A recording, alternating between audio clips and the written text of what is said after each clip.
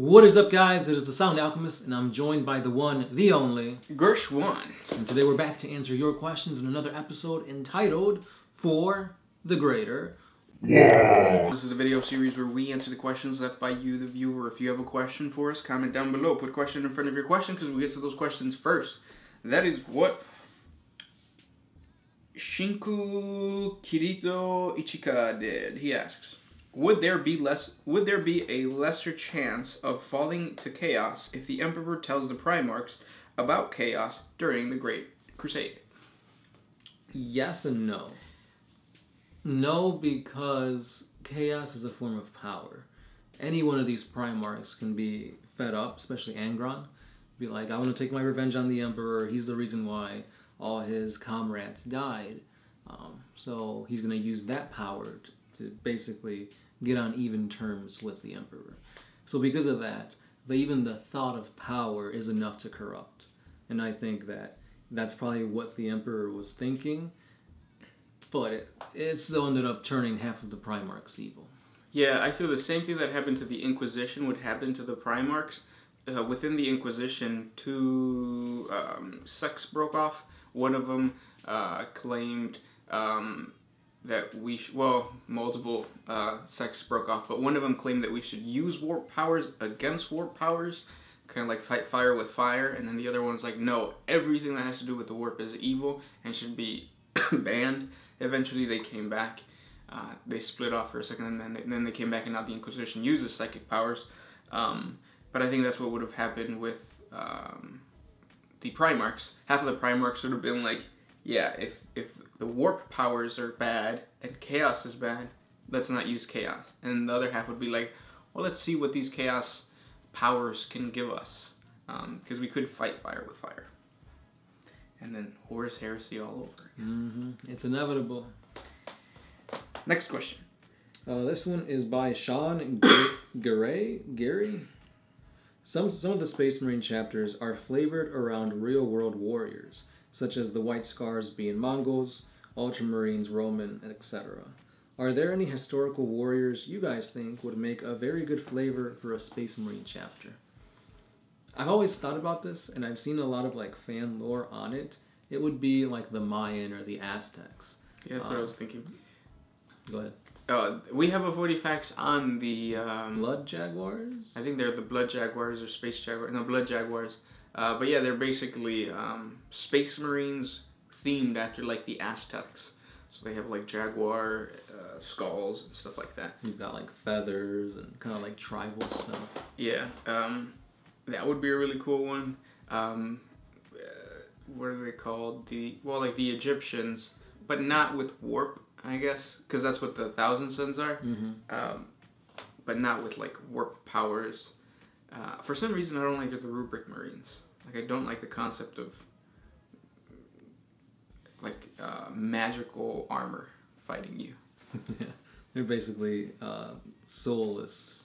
They're basically souls, Space Marine souls fighting you. Yeah, I don't really like that. But something like Egyptian stuff would be kind of cool. I've been watching The Mummy. The Mummy Returns. With Brendan Fraser? Or yeah, the new ones? No, the old ones. The old ones, yeah. I watched 20 minutes of the new one, and I was like, this is lame. It's basically an action movie with mummy stuff sprinkled on there, isn't it? Yeah, but I don't know, there's something about the original, or not the original mummies, but the mummies that came out back in the 2000s. The story just hooks you right away. Whenever, because it starts off with what's his face, firing at a cavalry that's charging him, and that just makes it awesome. Ironically, that's how the new one starts. But that doesn't make it awesome. But no, for some reason you don't feel for this. Maybe it's Tom Cruise, and I think you see Tom Cruise and you see Tom Cruise. You don't see the character anymore. They do have that one guy from New Girl, Nick. Well, that's the character's name. I don't know his real name. He's pretty badass. He was also in Spider-Verse. But even that doesn't save the movie. That was a little tangent. Next question comes from Pineapple. Who is the biggest Space Marine? I think Arjack Rockfist is bigger. Love these videos. Arjack Rockfist is who? He's from the Space Wolves. I think from the Space Wolves, he is the biggest and the baddest. I think he was like the right-hand man to, Bjorn? No, not Bjorn. Forget his name. The Logan Grimnar. Yeah.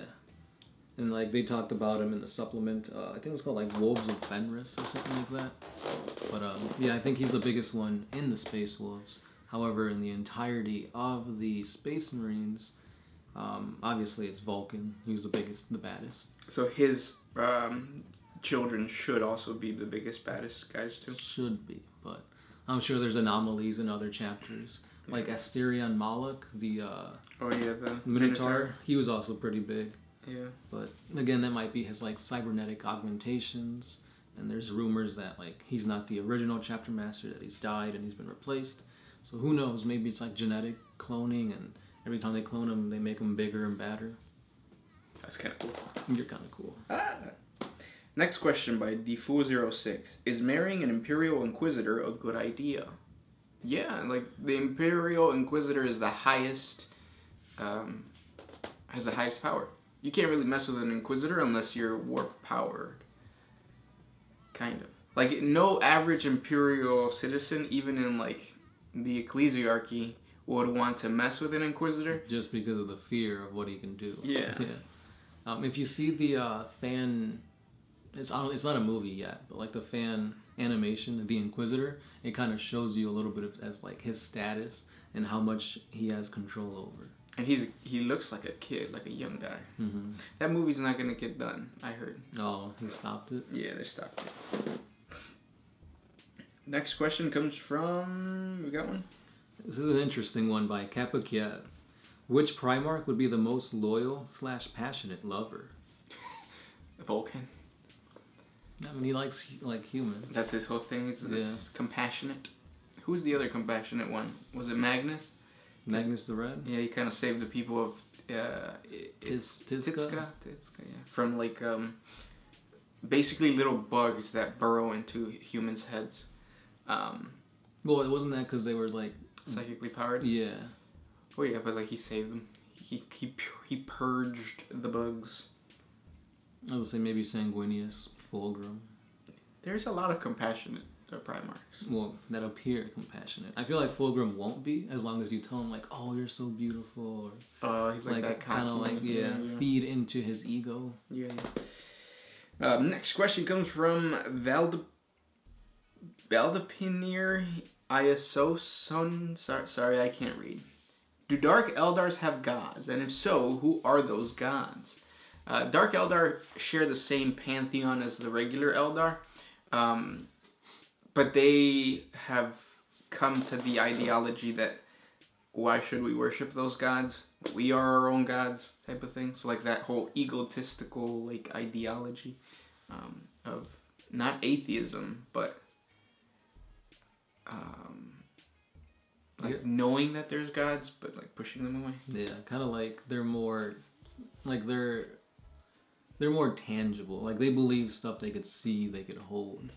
Which is why they have gladiatorial fights. Yeah. It's like, we are the gods and you guys, the gladiators, are, nothing to us. Yeah, the closest thing to that would be what's the main Archon's name? The main guy? Asubel Vect. There you go, that guy. He's like the closest thing to a guy that the Dark Eldar have. And really it's just fear. They fear him. Which is weird, because like obviously they've seen like avatars of Cain, the avatar of Iniad. They know because the Harlequins perform for them, so they know of the stories. They just choose not to like uphold him, kind of. Yeah, it's like in their blood to just be like, nah, we're just gonna keep doing stuff to each other. Next question. The Fool 06. So the Tau Watercast trade technology. What do they ask for in return? Especially if they're trading with other races. Do they need minerals and other natural resources from these worlds that they are currently in business with? Yeah. Pretty much whatever they need, they'll trade. I just did a 40 facts video on the XV9 Hazard Battlesuit, the one that the Sound Alchemist should buy. I had them back in 5th edition. I know, I went up against them once, I believe. Right? They're very fragile. Yeah, it was like once or twice. Yeah. They break very easily, which kind of sucks. Like the model itself? Yeah. Oh, okay. Because like the ankle joints and the arm joints, like they're not strong enough for like the weapons that they hold. So magnetize it. True. But yeah, while I was making that video, they were talking about how the reason they don't make more of these is because they need more resources than the regular XV8. Mm-hmm. So yeah, that's what they're going for, right? They're just a regular empire like any other one. Yep. Next question comes from Conrad. So my dog is yellow, fat, possessed by Slanesh, and she eats both of you in the same time. She eats both of you in the same time, yeah. So who would be running your channel then? What power will she what power will she gain thanks for devouring your flesh? Well, if she's a dog, she might die because I'm very chocolatey on the inside. Yeah, and dogs are allergic to chocolate. Or is that like poison? Something like that. So who would take over the channel? Probably Slanesh, mm-hmm. if she hasn't already. Or he, she, 2019, cisgender. Yeah. There is like the warp portal behind the window. So if we're not here to tend to the window, it'll get brittle and crack and stuff's gonna go everywhere. We're basically Adeptus Custodes, and that side is the Emperor's Golden Throne. That's the, what is that called? The Eternity Gate? Or is it flipped? No, yeah, that would be the Eternity Gate. Well, that would be funny. What if the Eternity Gate opens and then just opens up to this room? So, we're filming. Can you be quiet, please? Yeah, please. Last question by Ignacio Galasara. Can ships that enter the warp accidentally end up in a parallel or even different universe trying to create a Starfinder character with Warhammer 40K influence? Starfinder. What's Starfinder? I'm not sure. Is that like Pathfinder? But with stars? It's... I'm going to give you the answer that based on our knowledge of the lore, no. Because the Chaos Gods only exist in this galaxy, meaning that when you enter the warp, you exit the warp in this galaxy. You don't exit in another dimension. Otherwise, other dimensional beings would exist within the 40K universe. And that doesn't happen. All that exists is like demons and vampires and all that kind of stuff. But they're all of the warp, or creatures that inhabit the warp. But the only thing you could do is just play around with time travel. Yeah. But if you're doing a Starfinder thing, then yeah, go for it. It's the warp, I guess you could say, whatever. Right. Who's to say no? Yeah. We aren't. We're just two guys with a YouTube channel. And those were the questions for today. I was about to read another question, but I'll save that for next time. For next time. As always, make sure you put questions from your questions. We get to those first. I saw some questions that didn't have that. So, again, just letting you guys know. And yeah. First one. Sound Alchemist. Out.